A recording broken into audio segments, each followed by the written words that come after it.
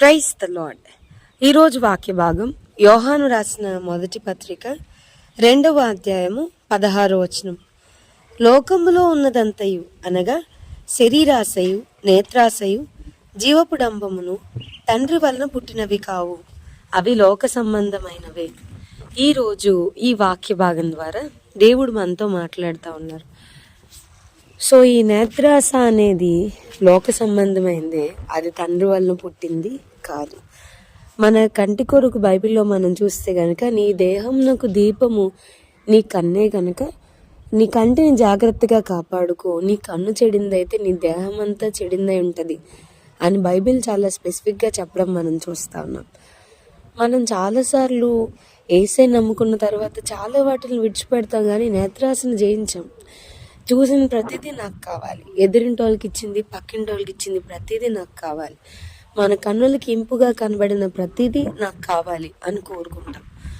నేత్రాశ అనేది ఎంత తీవ్రమైన నష్టాన్ని ఒక వ్యక్తికి కలుగు చేయొచ్చు, నేత్రాశ యొక్క ఎఫెక్ట్ ఎంతవరకు ఉండొచ్చు అని మనం గమనిస్తే కనుక, బైబిల్లో మనం చూస్తే సౌలుతో దేవుడు మాట్లాడుతూ, ఇశ్రాయేలీలకి మొదటి రాజైన సౌలుతో దేవుడు మాట్లాడుతూ అమాలేకీలను పూర్తిగా హతం చేసేయమని చెప్తే, అతను మాత్రం బలమైన గొర్రెలు, బలమైన గాడిదలు, బలమైన అన్ని ఎడ్లు ఏవి బలంగా అనిపించాయో వాటిని మాత్రం చంపకుండా బలహీనమైన వాటన్నిటిని చంపుకుంటూ వెళ్ళిపోయాడు.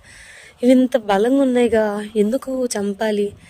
ఆయన చాలా స్పెసిఫిక్గా నువ్వు మొత్తం నాశనం చేశాలంటే నాశనం చేయకుండా మరి మంచి వాటిల్ని పక్కన పెట్టడం మనం చూస్తున్నాం.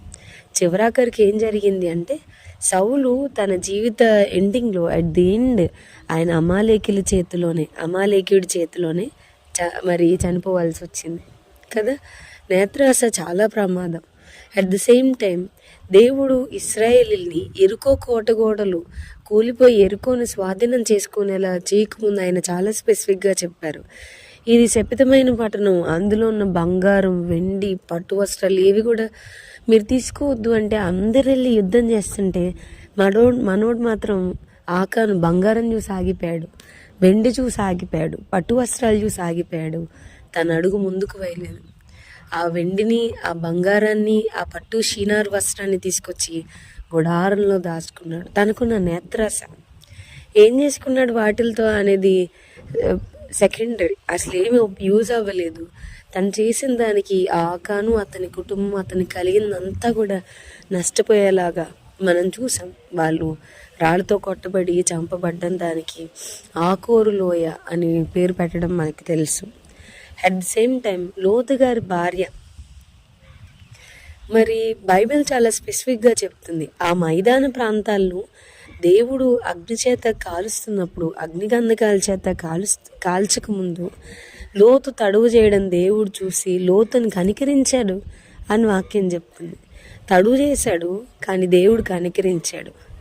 అయినా ఈవిడ వెళ్ళిపోకుండా వెనక్కి తిరగొద్దు అని స్పెసిఫిక్గా చెప్తే, వెనకాలన్న ఏమైపోతాయో, వెనకాలన్న పట్టు వస్త్రాలు ఏమో ఆమె మైండ్లో, వాటన్నిటి కోసం వెనక్కి తిరిగి మనకు ఒక మూలపాఠంగా, ఒక లెసన్ నేర్పించే వ్యక్తిగా షీ టర్న్డ్ అవుట్. సో మన జీవితంలో కూడా నేత్రాశ అనేది ఒక క్రైస్తవుడు ఖచ్చితంగా జయించాల్సిన విషయం. దీని కొరకు మనం ఎక్కువగా ప్రార్థనలు గడిపి దాన్ని జయించాలి. సరే, ఇవన్నీ చూడకూడదు అని అంటే మరేం చూడాలి? ఒక క్రైస్తవుడు అంటే వాక్యం చెప్తుంది, విశ్వాసమునకు కర్తయు దాన్ని కొనసాగించువాడినైనా యేసు వైపు చూస్తూ మన ప్రయాణాన్ని కొనసాగించాలి. చాలామంది టీవీల దగ్గర, సెల్ ఫోన్స్ దగ్గర చాలా చోట్ల ఆగిపోతూ ఉంటారు. విశ్వాసానికి కర్త అయిన యేసు వైపు చూస్తూ ముందుకు కొనసాగమని దేవుడు మాట్లాడుతూ వచ్చాడు. అట్ ది సేమ్ టైం కీర్తనలు 119:16లో, నీ ధర్మశాస్త్రంలోని ఆశ్చర్యమైన సంగతులు చూచినట్లు నా కన్నులు తెరువు అని ప్రార్థన చేస్తూ వచ్చాడు. అదే 119, 147లో కూడా, అయ్యా నేను నీ ధర్మశాస్త్రం మీద, నీ వాక్యం మీద ఆశ పెట్టుకుని ఉన్నాను, నేను నా కన్నులు మరి నీ ధర్మశాస్త్రం మీద నేను ఉంచి ఉన్నానని చెప్తూ వచ్చాడు. సో మన కన్నులు వాక్యం మీద ఉండాలి, యేసు మీద ఉండాలి, కానీ లోకం మీద, లోకంలో ఉన్న వాటన్నిటి మీద ఉండకూడదు. మనం వాక్యం చెప్తుంది, ఈ లోకంలో ఉన్న వాటినైనను ప్రేమించొద్దు. సో నేత్రాసం జయించడానికి బైబిల్లో మనం చూస్తే కనుక నీ కన్ను నిన్ను అభ్యంతరపరిస్తే దాన్ని పెరిగిపారి. నువ్వు రెండు కన్నులతో నరకానికి పోవడం కన్నా కన్నులు లేకుండా నువ్వు పరలోక రాజ్యానికి పోవడం బెటర్ అని చెప్తూ వచ్చారు. సో వాక్యం చెప్తుంది నీ చూపు సరిగాను మరి మొత్తం సరిగాను మంచిగా ఉండాలి అని చెప్పని వాక్యం చెప్తుంది. సో మన కన్నుల కొరకు కనబడింది ప్రతిదీ చూసి కదండి మన హృదయానికి ఎంటర్ ఎలా అవుతుంది, పాపం ఎలా వస్తుంది అంటే మన కన్నుల ద్వారా. The doors of heart is ice, మన కన్నుల ద్వారా. సో మన కన్నుల్ని భద్రం చేసుకోవడానికి నేత్రాసం చూసింది ప్రతిదీ జయించలేని స్థితి, ప్రతిదీ కావాలనుకోవడం, బంగారం వెండి ఇంకేదో లోకంలో ఉన్నవన్నీ కూడా వాటన్నిటిని జయించడానికి ప్రభు మనకు కృపనిచ్చును గాక.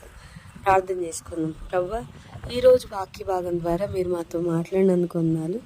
వాక్యం విన్న మా ప్రియులైన వారిని అందరినీ దీవించి ఆశీర్వదించమని యేసు నామమున అడిగి వేడుకొంచున్నాం తండ్రి. ఆమేన్. God bless you and have a blessed day.